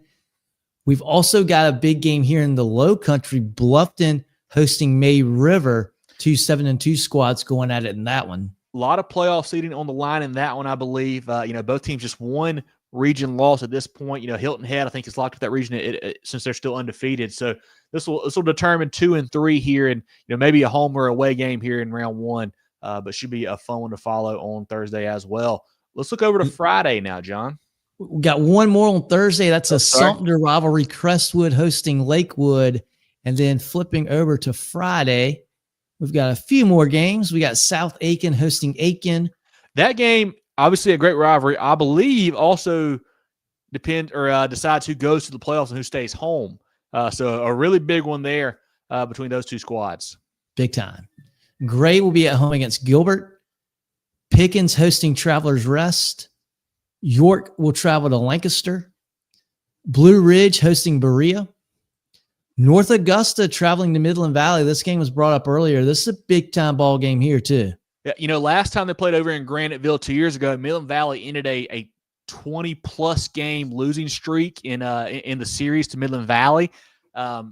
This Midland Valley team this year probably not quite as good as that group, but still talented enough to win the football game, no doubt about it. Dion says over under 150 for Doe this week versus Valley. I'm going to take the over. I think Doe is probably going for closer to 200 here. Trez says Valley upset. Should be a great one. These two teams don't like each other. Both teams have a lot of athletes. Jeter, at quarterback from Midland Valley, is a great player. You mentioned Doe already from North Augusta. Looking forward to following this one on Friday. Should be a great matchup over there. Two great coaches as well, Coach Bush, Coach Dorn. Valley upset 42-0, says Trez. I don't think that's going to happen, Trez. That would be quite a shocker there. Dion says Midland Valley, no Dunbar anymore. Yeah, he is gone. He is not there for that group any longer. Moving on, we've got Greer hosting Daniel. Jerel, Jerel. Jerel, pop in, Jerel. No, I was just going to keep, tell you, that was all for the comments on that one. Good rivalry game here. South Florence hosting Hartsville. I mean, that's region title on the line there. A Hartsville team that, similar to West Side, has really grown up. Started a bunch of young pieces this year after losing guys that you knew names of, like, Demarion Coe and Hakeem Waters and that whole crew. They're all gone now. A bunch of young guys, Ford Wallace and crew, has really, come along, play good football. South Florence has been, great all year long. They beat Somerville early on. Their one loss is to Northwestern. They played really good football for Coach Marlowe, as to be expected. I think South Florence at home is a little too good right now for this Hartsville group, but always fun when those two guys get together. Yeah, and Hartsville will be a tough one in the playoffs. Nobody will want to see them coming. Wilson will be at home against Darlington. Bishop England hosting Colleton County. Beaufort travels to Hilton Head. And Lawrence will host Emerald. Jerel, comments from you or the chat on the 4A slate. Jonathan's taking Red Foxes over Bruins. It has happened before, Jonathan, as recent as last year. So certainly could happen again. But I think we're all leaning South Florence here, unless Jerel is thinking something else. I don't know. Give me South Florence on that one. Charles says, Montu, we going to break the school rushing record for Wren this week. Interesting. I didn't know how close he is, but he has had a fantastic season there for the Hurricanes and Coach Frey. Dion's going 42-35, Aiken with the upset over South Aiken. Randy's got Westside in a close game. Steven says Westside upsets Wren. Secondary is suspect. Courtney said he's got Westside 24-17. Zach says if Wren can have a big game for Monty Brown, have a good chance. Tony's got Wilson over Darlington. I like that pick as well. I agree with that. Darlington, improved group. Yep. Wolfman says top 4 of 4A is pretty stacked. It really is. That top couple there with South Florence, South Point have not moved pretty much all season for those top couple spots there. Brandon's taking Lawrence 21-17, getting their first win of the year, right? And I want to applaud Brandon. They have one already. I think they got one. I think they beat Southside. Okay. So okay. He's got Lawrence over Southside. I just want to applaud Brandon. He's been really taking, his liberty with Lawrence all year. So I want to applaud him for having them win this one. But let's go down to 3A, guys. Looking down at 3A now, John. We've got 2 Thursday night games in 3A. The first one, Battery Creek hosting Hanahan, and the other, Georgetown welcoming in Dillon. On Friday night is our bulk of our games here in 3A. Belton Honeypath travels to Walhalla. Orangeburg Wilkinson will host Oceanside. Another game we look at as potential game of the week. Orangeburg Wilkinson, a team that we were high on coming into the season, and all they've done is win every football game they play. They're 9-0. It's just tough because 3A is so deep. We haven't had a chance to get them up in our poll yet. Honestly, Coach Carter's group, Dalen Hall to Wanger, Jordan Avenger, those guys are really talented down there for the Bruins. Have not played the toughest schedule. I think that's been part of it. We just haven't had a chance to talk about them a ton, it feels like. On the Oceanside side of things, we know how good they are. Aiden Manavian and crew, Terrence Johnson's having a monster year out wide for them. Defensively, Sawyer Arnold and crew are getting it done for Coach LaPrade, man. A really talented team. We've had a number one, I think, all year long in our poll. Should be a good matchup here. I think Oceanside is the better football team, I believe, than Orangeburg Wilson right now. Nothing against ODUP. I think Oceanside's probably better than just about anybody in the state. So nothing against the Bruins there when I say that. But looking forward to that one on the road on Friday. If you're Orangeburg Wilkinson, if you'll be taking seriously, this is your chance to prove something to the state here. Dion's got ODUP with an upset 24-10. If you hold Oceanside to 10 points, that would be a special outing, it feels like there. Yes. You're going to get a lot of respect no matter what. Moving on, we've got another huge game here. Newberry hosting Swansea. That's an undefeated Newberry squad, 8-1 Swansea. Brandon says Newberry big over Swansea. Swansea 8-1 hadn't played the toughest schedule. They haven't. They lost to Silver Bluff a couple weeks ago. Newberry, I know quarterback Kenton Caldwell a little bit banged up last week, had to come out for a while. Freshman Sincere Glimp stepped in with 3 touchdowns for that Bulldog squad. Not sure the status of Caldwell for this week, but I think the Bulldogs will probably be fine either way. I think they've got that many weapons around them, enough to win the football game. They certainly should. Pendleton is at home against Crescent. That's probably for number 2 in that region there. Some good talent on both sides. Now, I know Pendleton's got a couple young DBs that are really good. Accurate Crescent obviously is a stud there. I believe I saw he actually decommitted from Liberty, I think, this week as well. So he's weighing his options of where he may want to go to school. But it should be a fun game. I think Crescent, wins that one. We'll have St. Joseph's hosting Powdersville. Carolina High continues to roll, John. Offense is special for them, man. They're playing good football for Coach Muster. Yeah, they are. And they've been kind of quietly moving along at 7-2. That's another program you don't want to see in the playoffs. Not at all. Southside Christian will travel to Carolina High. We got to stop here and talk about Southside Christian for a second. One of our teams of the week had a rivalry game last week and blanked Christchurch 31-0. Did not see that coming. This has been a team that's been a little bit hard to figure out. Had a really kind of an odd non-region playing Abbeville, MVP, Flora, Carolina Forest, like some really heavy hitters. Didn't have the most success in non-region. Hadn't played the best in region. Took it on the chin against Powdersville a couple weeks ago. They got back-to-back nice wins over St. Joe's and Christchurch. I don't know how good this team is, but that was really impressive last week, man. I don't know what to make of these guys. And didn't they get shut out against Powdersville in that game? They did, 24-0. Yeah, exactly. And then they go shut out Christchurch. I mean, this has been a Jekyll and Hyde season for that bunch, but hell of a week last. Yeah, I think Coach Guest is doing a great job there. Coach Cap coming over to that program has really, kind of infused some energy to them. Their group has got a lot of potential. DJ Lee there is a stud offensively for them. I think they're really good, man. I just don't know if they're ready for a deep run this year. Might not quite be to that point, but that was impressive what they did last week for sure. I think they win again this week as well. Yeah, we'll definitely have some good momentum going to the playoffs. Loris, they'll be at home against Ainer. Chapman hosting Broome. Woodruff travels to Union. Walkenball at home against Marlborough County. Big game in the region here. Both teams now 6-3. Yeah, Walkenball, has been kind of trending up, it feels like, the last few weeks. Marlboro County, not a surprising loss last week, but surprising the scoreline, I would say. They got hammered by Loris, a team that we all like Loris a lot, but did not see the whooping coming that they put on Marlboro County. 49-14, non-competitive football game there for the Bulldogs. I do think they're better than Walkmore. I think they win that game this week, but I was really surprised by the way last week shook out there for Coach Johnson's play. They got to play better this Friday. Yeah. Christchurch is at home against Palmetto, and Fox Creek will travel to a suddenly 5-4 Silver Bluff squad. Two teams trending the opposite directions. Silver Bluff has played well the back half of the season. Fox Creek has kind of fallen off a little bit. I think Silver Bluff the better football team in this one. Jerel, comments from you or the chat on the 3A slate? Courtney says time for the Big Bears to go to 10-0, get over the playoffs to make a deep run. Yeah, I think they win easily this week, Courtney. They've been just rolling everybody this season. I think it's no different this week. Zach says Oceanside can name their number, won't be close by halftime. Trez got OW, doesn't have a chance. They had a close game with Creek. Yeah, I think Oceanside's a better football team, but OW has been impressive what they've done getting to this point for sure. Randy says Christchurch bounced some hard loss. Martin has a monster game, better seed in the playoffs, third seed than the second seed in Region 2, 3A. Yeah, with the way the brackets work out, sometimes that happens for sure, Randy. They definitely need a big win this week. It's kind of a confidence booster going into the playoffs for Coach Hatfield's bunch. Brandon says Powdersville, number 1 overall seed in Upper State 3A, will host all the way through the playoffs.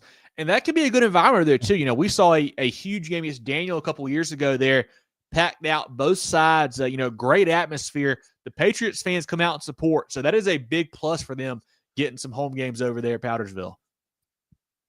Coach Muster just doing his work in the shadows, man. Just always just rolling out a great team, just low maintenance, just winning games.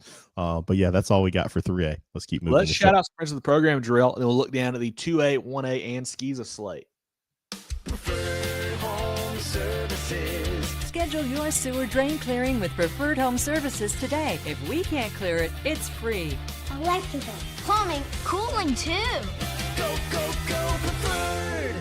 Looking for top-notch sports gear and uniforms? Look no further than First Team Sports. With 30 years of serving the Carolinas, First Team Sports is your local full-service dealer. From youth teams to colleges, we've got you covered with team uniforms, staff apparel, Letterman jackets, sports equipment, and facility branding. Visit our local store in Greenville or firstteamsc.com. Make First Team your first choice. Founders Federal Credit Union means banking made for you. The on the go, the pick up and go, and the oh, I want to go. Because at Founders, we give you the financial tools that make every dollar work for you. For the little things to the big things. For your future and your peace of mind. We'll always stay grounded in our roots, but reaching beyond what you'd expect is where we'll always go. Find out what our members already know and enjoy a new way to bank. Relax, you're with Founders. Let's look down to the 2A slate now, John. We got 3 games on Thursday night. Peelian hosting American Leadership. Philip Simmons at home against Andrews. Hey, the Iron Horse is a shutout win last week over Timberland. Really good performance there for Coach Bendig's group, man. They are another team that has been kind of laying in the weeds. Haven't talked about a ton. All of a sudden, they're 7-2, winning their region. They're a team to look out for in the playoffs. I thought Timberland was red hot. Picked Timberland to win that game last week. They didn't even get on the scoreboard. Very, very impressive win by Philip Simmons last week. And we see Liberty hosting Blacksburg on Thursday night as well. Going over to Friday, Lake City travels to Manning. Lake Marion is at home against Edisto. Barnwell will go to Whale Branch. Sherrill is at home against Chesterfield. Battle for the bell there. In that region, we'll talk about it here in a minute as well. It's just been so crazy this year.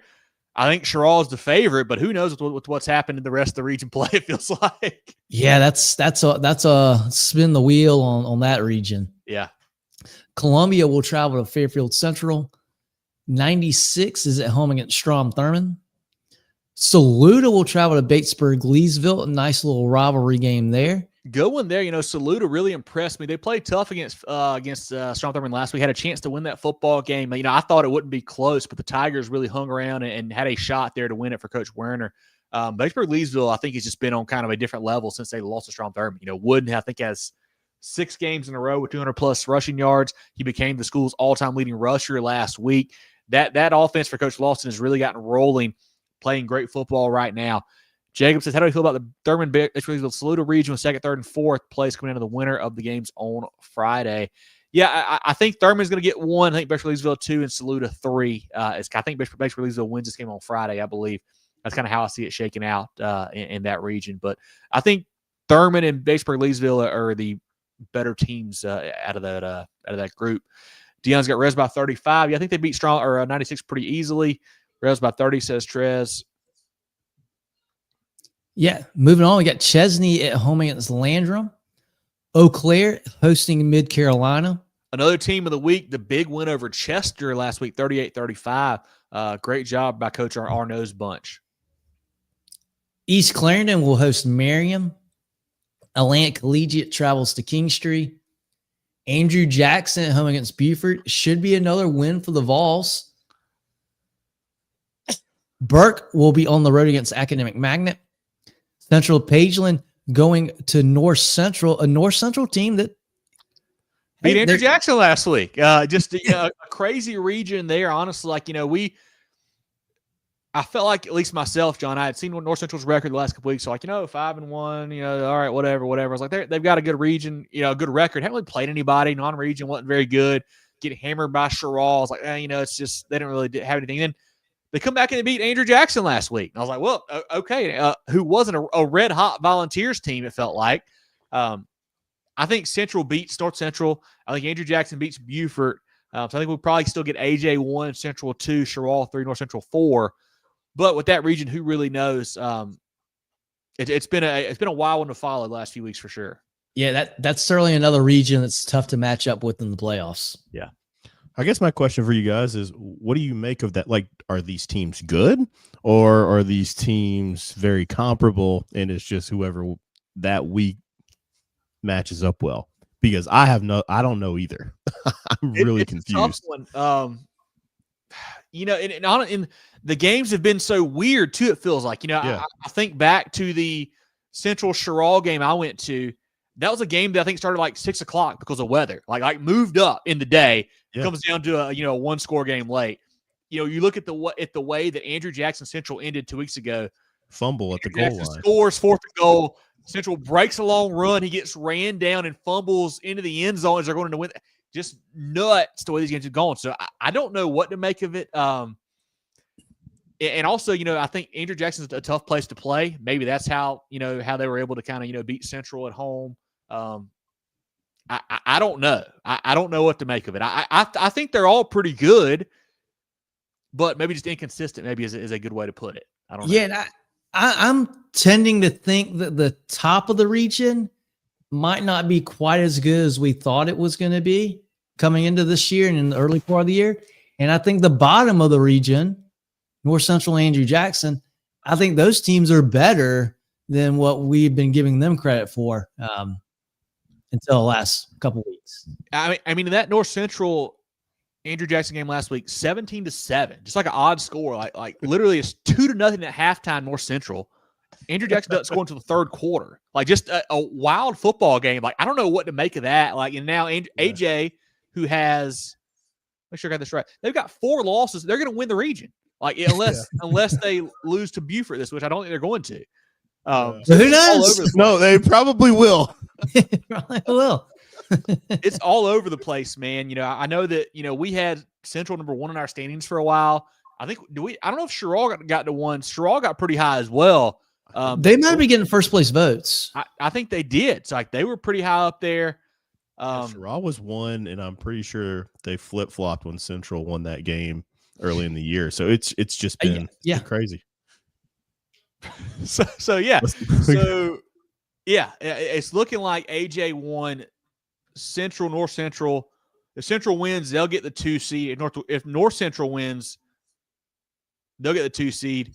If Central loses, they'll get the 3. If North Central loses, they'll go to 4, I believe, is how that shakes out in that one. But just a wild region this year for sure. Fun one to watch. And last game we've gotten to a Timberland trying to bounce back. They host Woodland. Jerel, comments from you or the chat on the 2A slate. One of those teams coming to the Hampton County region, says Terrence. Yes, and I think probably at least the first 2 rounds, you'll probably get the 4 in round 1, and then maybe if the 3 wins, you'll probably get them in round 2, if I had to guess. But I can't remember exactly how that shakes out. But yeah, you'll certainly see them at some point.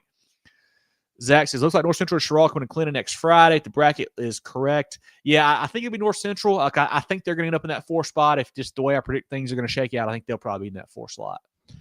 Can't wait to talk about it in depth next week. Let's go to the next one. Yes, great point, Jerel. Next Tuesday, 7:15, our playoff round 1 preview show. We'll talk through not only round 1, but just kind of an overall look at the playoff slate. John, let's move to 1A now. We've got 2 games on Thursday night. Bamberg Earhart travels to Denmark Olar, and Green Sea Floyds will head over to Lakeview. On Friday night, we'll start with Whitmire at home against Calhoun Falls. Clear Dot will host Thornwell. Lee Central travels to C.A. Johnson. McBee is at home against Great Falls. Wagner Sally travels to Calhoun County. Latta on the road against Johnsonville. I like Johnsonville to win this game, but this would be a big-time statement for the Vikings if they could pull it off. This is for second place in that region. You know, both teams have already lost to Carvers Bay. Carvers Bay has won the region. But, you know, you look back at those matchups. Latta, non-competitive. Carvers Bay handled them the whole game. Johnsonville was tied 14-all at halftime with Carvers Bay. A really impressive showing early on for Coach Chris Bunch. They kind of got pulled away from the second half. I think Johnsonville, a little better football team with Davis and Powell in that crew there. I think Johnsonville at home wins that game. I think it's going to be close, though. Yeah. 2 good teams here as well. Ware Shoals undefeated hosting Abbeville. I don't think they beat Abbeville, but it should be a good game to keep an eye on Friday. You know, I'm looking. I might go to this game. I don't know yet. I'm just worried.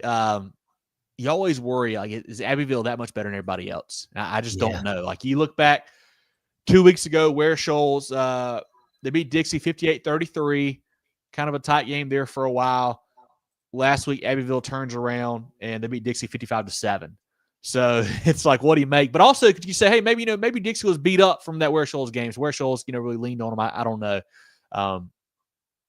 It's just I can't pick against Abbeville. I just can't do it in region play. I looked earlier, John and Jerel.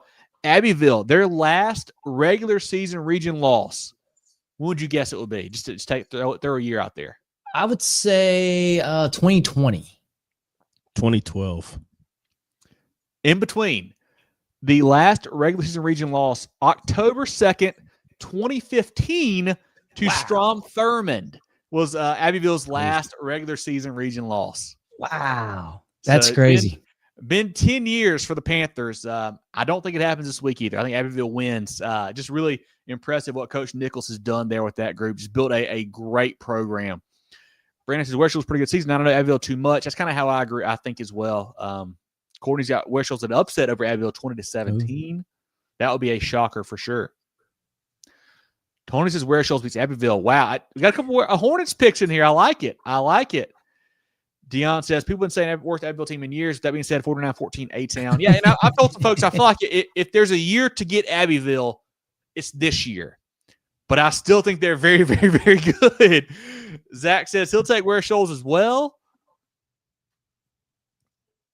JD says Abbeville by 4 touchdowns.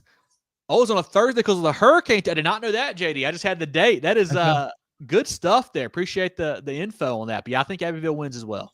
A lot of Thurman fans were in on that. They knew that one, so knew that bit of trivia, of course.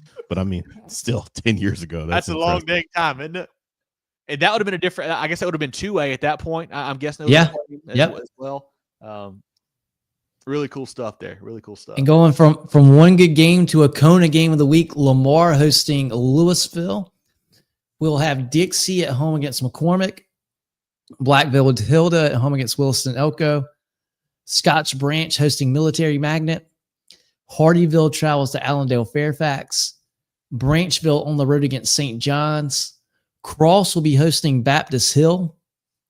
And Rich Spring Manetta at home against Hunter Kenner Tyler.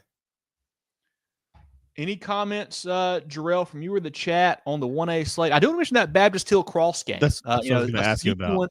A sneaky one there for Cross, a team that has been rolling all year long. The one loss to Timberland by a point early on. Baptist Hill, a really, tough loss to Scotts Branch last week. I think that Eagles team is good, though. Obviously, they've done a great job this season. But Baptist Hill is a team you can't sleep on if you're Cross, for sure. You got to keep your eyes open. Got to pay attention, have a good football game. But I think Cross a little too much talent for them. Yeah, Baptist Hill's a good program, good team. I feel like we talk about them late in the year usually. Certainly in the playoffs is a bit of a sleeper, and here they are again, same role. Yeah, that's all I want to say too, man. The Baptist Hill, we don't really get to talk about them much during the season, but they're always in the mix at the end, and just want to shine a light, man. That's such a good program. Yeah, I mean, 3 losses to bigger schools, North Charleston. Obviously Scotts Branch last week was a region loss, but they played some good football this year for sure. Any comments from the chat on the 1A slate or from you, Jerel, on the 1A slate? Let's take a look at SCISA, guys. Perfect. Go down to the SCISA ranks now, John. We've got 4 games on Thursday night, starting with Hammond hosting Cardinal Newman. St. John's Christian will host Bethesda Academy. Pinewood Prep at home against John Paul II. And Palmetto Christian will travel to Cross Academy. Those games on Thursday night. As we look over to Friday, Hilton Head Prep hosting Hilton Head Christian. Dorchester Academy hosting Williamsburg Academy. Big time ball game there. A massive 1A game. I've got written in my notes here. Could be a potential title matchup. Like, these guys are that good. Dorchester, the big win last week over Collin and Prep. Williamsburg has been rolling all year long for first-year coach there. They're doing a great job. I like Williamsburg, I think, to go on the road and win this one, but I don't know. That should be a good ball game. We'll see Wardlaw at home against Richard Wynn. Heathwood Hall travels to Northwood Academy. Heathwood Hall playing some really good football behind quarterback Patrick Belt. Northwood continues to roll with Kevin Johnson, Caven Ford, Aiden Hogan. I think they keep this hot run rolling. I think the Chargers win again at home. Kings Academy travels to Cathedral Academy. Wilson Hall on the road against First Baptist. Thomas Sumter travels to Orangeburg Prep. Patrick Henry Academy goes to Andrew Jackson Academy. Beaufort Academy heads to Thomas Hayward. PD Academy hosting Dillon Christian. A good rivalry here. No love lost between the Warriors and the Golden Eagles. Should be fun one over at the lawn on Friday. Florence Christian at home against Trinity Collegiate. Lawrence Manning hosting Porter Gould. Camden Military at home against Northside Christian. Carolina Academy travels to Lee Academy. Calhoun Academy hosting Clarendon Hall. Lawrence Academy at home against King Academy. Spartanburg Christian will travel to Greenwood Christian. Our SCISA Kona game of the week, Jefferson Davis hosting Holly Hill, a rematch in that game. And Ben Lippen will host Augusta Christian. I do want to shout out that King Academy, Lawrence Academy game, a 9-0, 8-1 8-man game getting after. Another big one there over at Lawrence on Friday. 2 teams that are playing really good football. Jerel, comments from you or the chat on the SCISA slate, or if not, let's just shout out some friends of the program. Yeah, no, nothing on SCISA, but I did want to. JD, they might have lost Also the battle, won but they won stakes. the war.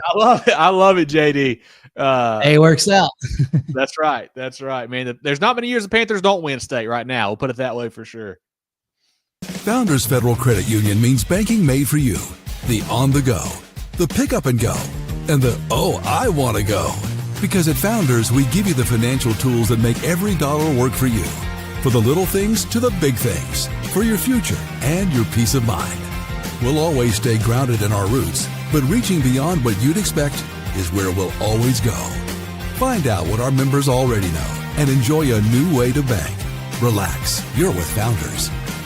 The George Agency has been serving the insurance needs of South Carolina for over 40 years. They're a full-line insurance agency concentrated in employee benefits and health insurance with an office in Mullins and Murrells Inlet, but they can help you all across the state. They have clients in Greer, Rock Hill, Columbia, and more, so wherever you are, they can help. Give Bradley, Wayne, Richard, and the crew a call or check them out online at thegeorgeagency.net. That's thegeorgeagency.net. Our Pick'em is brought to you by Hannah Engineering. We do 11 games each and every week. You make your picks. It's posted on our social media. We have an email that's sent out as well. And this will be the final week of the regular season Pick'em. We'll start a new Pick'em contest in the playoffs next week. We're going to put out a post probably tomorrow with the overall standings heading into this last week. But Jerel, let's look at our week 9 leaders. Jerel, let's look at our week 9 leaders. There we go. A 6-way tie for first. Sorry about that, guys. A 6-way tie for first with Jacob, Flash, DJ, Brett, Avery, and CJ, all with the 10 spot. A bunch of 9s, a lot of guys there. And then Jerel led us with 9. John and I both with 8 in the week 9 pick. And like I said, we'll put out our overall standings as we head into the final week 10 here. We'll have a prize for that winner. And then next week we'll start our playoff pick. We'll have another prize for that set to follow. Shout out to our friends at Hannah Engineering for helping us with that each and every week. It's posted once again, I said, on our social media and on our email list. We send out the link every week for you to join. Hope you guys will continue to do that as we roll into the playoffs. Let's look now, Jerel, if you're ready, at our first team sports polls.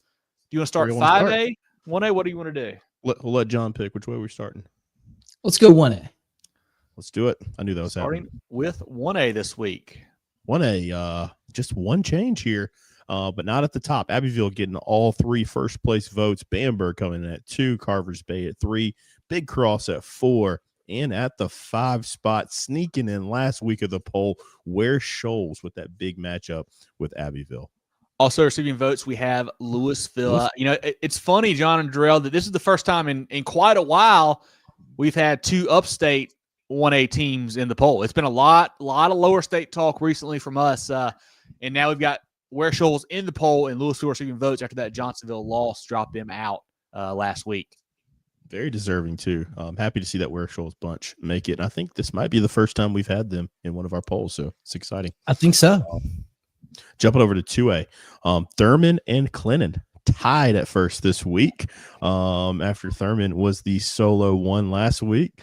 Clinton getting 2 first place votes and Thurman getting 1. Hampton County coming in at 3.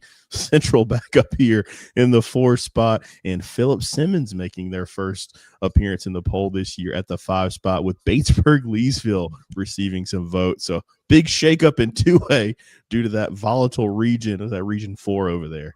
I mean, I feel like the last 3 weeks in 2A, the poll has been just a mess every week. Just so many changes at the top and at the bottom, just everywhere. I mean, I thought about, looking at, still, I know Timberland lost, but I was like, maybe they hang around. I looked at Jerel popping them back in the poll this week. I was like, Andrew Jackson, do they fall out? I don't know what to do here, man. It's just, it's been a mess right now, but I think we got a pretty solid one here, it feels like. Yeah. These are really good teams. Yeah, one constant thing is Clinton has steadily climbed up the poll week after week. Those guys are they had that, ugly win, still a win against Chapman, but since then they have just played lights out and, get a bye going to the playoffs. That's even more scary. And I don't have it in front of me, but I want to say the first, I guess the tie for first teams, the 3rd place team and the 5th place team, I don't think they have lost any games to 2A teams this year between the 4 of them. Sounds about right. I believe they all lost to higher competition. Yeah. Thurman lost North Augusta, Clinton upper teams. Yeah. Now, I'm not sure. I know Thurman had the loss to the Georgia school. I'm not sure how big they are, but outside of that. I think Hampton County lost to maybe Bluffton. I think Bluffton, Christchurch, maybe one more bigger school as well early on. But nobody at the 2A level for sure. But yeah, shout out to our friends at First Team Sports again for helping with our polls. But Jerel, if you want to go on or hear more comments or comments from the chat, however you want to do it, I'm letting you lead this segment. Yeah, let's go through and then we'll look at the comments afterwards. But going to 3A, Oceanside just remaining up there at the top, getting 3 first place votes. Got Newberry at the 2 spot. A little shake up here. We had a flip. Loris now at 3. BHP stays at 4, and Woodruff goes down to 5. Guys, when I look at this one, I like it because I think this Loris bunch is the one to really, really watch. They have played really, really good football this year.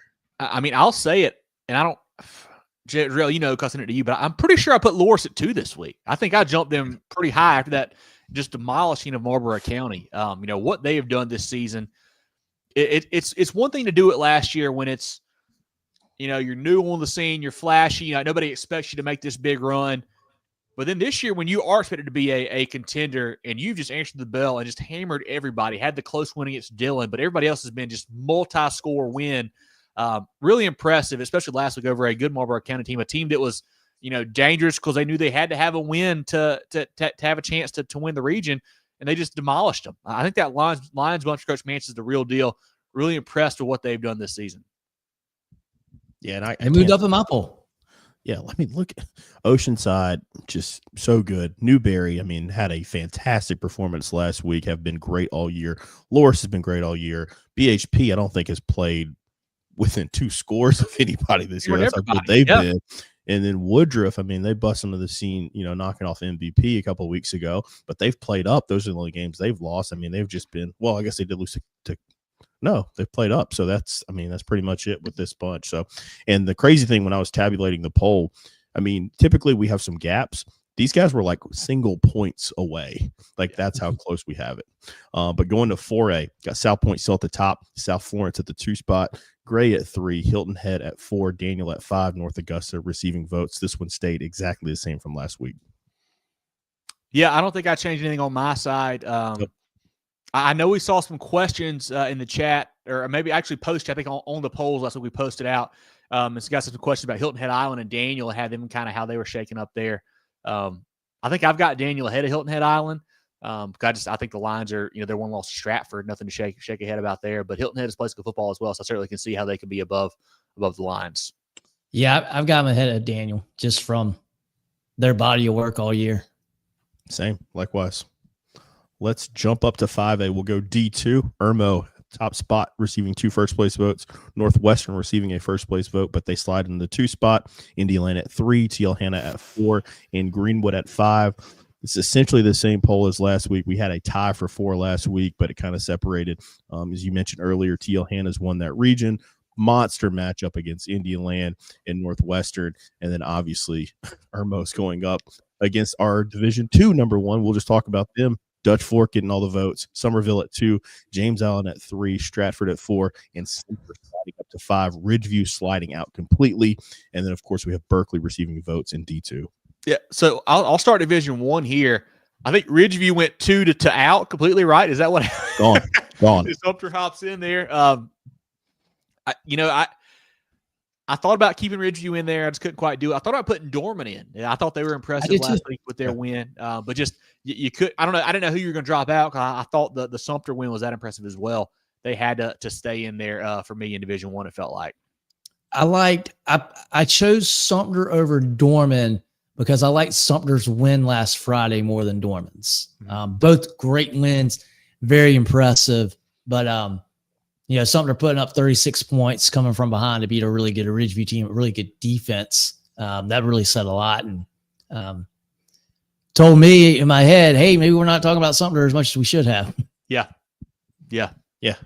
And 2, I just can't. You got Dutch Fork and Irmo going up against each other this week. Again, Northwestern Indian Land going up against each other this week. I'm just excited about those 5A games that we have coming up on Friday. I do want to mention Division 2. And I don't know if we obviously we only rank 5 teams each week. If we were to rank 7, I have no idea what I would do in Division 2.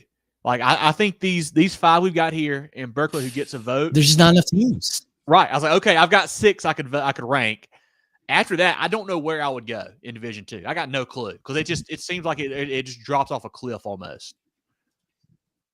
Yeah, it'd be tough. I don't know either. I'm glad we only have 5 here. Like some of them, I'm upset that we have 5, and then some I'm like, thank goodness there's only 5. So yeah, it's the same thing. But we'll remove this. Take a look at some comments here. Our first team sports polls. Appreciate those guys as always for helping us out with that. But yeah, comments from the chat on the poll drill. I'm sure we're getting some as always. Zach says Clinton's laying in the weeds back at the top of y'all's poll. Yeah. Been climbing, steady climbing. Could be a potential no weeds here. Title game. It certainly could. I haven't looked at the bracket, but that would be a lot of fun to see those two get after it. Clinton is killing their region opponents 203-56. Actually, Georgia School was number 1 in 1A. Furman lost to. Interesting. Okay. There we go. Okay. Justin says, can they beat OCA? And I don't know who that's referring to, but I almost just want to do like a blanket statement of no. Probably not. So there's a chance. I mean, obviously anybody can be beat, but I think OCA is the favorite. Now, could somebody catch him on an off night? Sure. But there's nobody that I would pick neutral site to beat Oceanside Collegiate in 3A at this moment, I wouldn't say. If I had one pick. I'm more confident in them winning the state championship than anyone else in any other class. Yeah. Courtney thinks that BHP is the best team in 3A. No bias from him. Just kidding. I want to. We'll look into this next week. Yeah, I think that would be a potential lower state title game, but I don't know that for a fact. Zach. Tress says North Augusta over Hilton Head. No disrespect. And North Augusta, we're split over this. I mean, just one loss to Gray Collegiate, which is obviously what knocked them out there. And it's just tough because Gray Collegiate's only got one loss to James Island. So there's just been a lot of really good play at the top part of 4A, it feels like.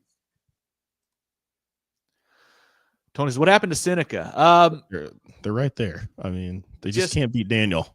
They're beating everybody else. That's the problem. They can't beat Daniel. Yeah, they got a Daniel problem for sure. And I think they're better this year than they probably have been the last 3 or 4 years. They got a really good team. Scott, how do you feel about Myrtle Beach? Lost to Carolina Forest. Tough to start running back. I think Coach Wilson's bunch is a solid team. Obviously, I think they're clear number 2 in the region behind Carolina Forest, who's kind of the class of that one. I think they're a good team. I don't think they're like a lower state title good probably this year, but they've got some talent for sure. They can win a game or two in the playoffs. Feels like. Got to tighten up a little bit on defense. Yeah, but thanks everybody for the polls this year. We started earlier this year to increase the chatter and things like that, and get some good talking points. We won't have another poll until next week. We'll have next week going to the playoffs. Come on, Jerel. Oh, we're gonna do it. We're gonna do a pre-playoff poll. We got to. Then we'll do one end of the season. Final regular season poll. All right. Yeah, so we'll do one final regular yeah. season and then one end of the season. Okay. So certainly thank our friends at First Team Sports Center for helping us put that together each week. Man, they have been great friends of the program. Also, want to shout out our teams of the week powered by Preferred Home Services. We had Carolina Forest, Southside Christian, and Mid Carolina all with big wins last Friday. Our players of the week, we had Jace Grass at Daniel, Tajay Watson at BHP, and Amadre Wooden at Batesburg Leesville, all insured by the Georgia Agency. Once again, a shout out to our friends at Preferred Home Services and the Georgia Agency for helping us put that together each and every week. Guys, a fantastic week 10 is upon us. It's going to be Halloween night, so we're going to have stuff Thursday and Friday. Could see some spooky games, man. We've already got a ton of heavy hitters, 1 versus 1, 2 versus 3. I mean, just some really big-time ball games. And I got a feeling we're going to have something that we don't expect really kind of shake up everything as well. I wish nothing bad on any of our teams playing on this weekend, but somebody's going to turn into a pumpkin in some of these games. I just hope it's not many. Do you think it could get more spooky than week 9 though? I mean, week 9 was nuts. So that was wild. Hope so. But yeah, I love seeing it come down to these last, few games, this last week for region championships, playoff seeding, so much to play for. But not just that. Week 10, want to celebrate those teams. Someone like me who didn't play for a prominent program. It's the last time that some of these kids are going to be able to suit up and play high school football with their boys, their brothers, some of their best friends. People are going to be in their wedding, cousins, stuff like that. So let's celebrate those guys as well as they go into their last week of preparation, because they've laid it all on the line. A lot of them for 15 years or so. So it's really cool to see that as well. Yeah, great point, Jerel. Definitely want to thank those teams that this is their last time, which, there's not a lot of them. Could we do a lot of guys can make the playoffs, but there will be some that don't get to move on. I certainly want to shout them out as they head in their last week of the season for sure. But going to be fun. We'll be back next week. Like I said, follow us as always on Facebook, Twitter /X, Instagram, YouTube, and more at Movin Chains. That's MOVINCHAINS. MovinChains.com is our website. Podcast on Apple, Spotify, Google, and more. We'll be back next Tuesday, 7:15, with our round 1 and full playoff preview show. Going to be a lot of fun. We'll probably put the brackets on the screen there for a little bit so you guys can go through that. It'll be great to talk about that. This week we'll have our coach interviews, player interviews, teams of the league, players of the league, all kinds of great stuff. Check us out all week long on social media. You see it on the screen there. You're Moving the Chains merch. Info at movingchains.com is the email address. Got some great T-shirts right now, black, navy blue, gray, and pink. Moving the Chains on the front and the back. Some really good hoodies. Have a gray hoodie like this and kind of a lighter white hoodie you can order as well. some Movin The Chains stickers. Get yours today. Great for your car, your laptop, your Yeti cup, whatever, along with toboggans, gray and black, and then some hats. As you see, the black front one up here, got some gray fronts with the black back or the khaki back. All these are posted on our social media site. You can check them out on there. You can email us, info@movingchains.com, or just DM us on social media to get yours today. Guys, it's crazy that it's already week 10. It's hard to feel like it's really flown by, but we still got another 5 weeks or so to go, man. Going to be a lot of fun. Can't wait to get down to Orangeburg here first week of December. But any other thoughts from you guys as we roll into week 10 here? Hey, that road to Orangeburg is going to be awesome, starting Thursday. Yeah, my weekly address. If you're listening to us on Tuesday, get out to a game on Thursday or Friday this week. Support those guys, especially you're going to have some senior nights, things like that. Support the seniors who've laid it on the line. I mean, because once we get through this, there's no guarantees that there's going to be a next week. So it's exciting time. Again, I can't believe 11 weeks of football have flown by this fast, but I'm excited to see what happens this coming week. Jerel, any other comments from the chat we need to put on the screen before we roll out of here? No, not right now. But again, as we kind of preview it for next week, we'll go through, make some predictions. We'll go through probably what we predicted preseason, see how wrong we were or how right we were going into that, go through those brackets. So I'm excited about that. But let's decide some region championships and some seeding first this week. Cannot wait. If you guys see us out of the ball game, feel free to say hello.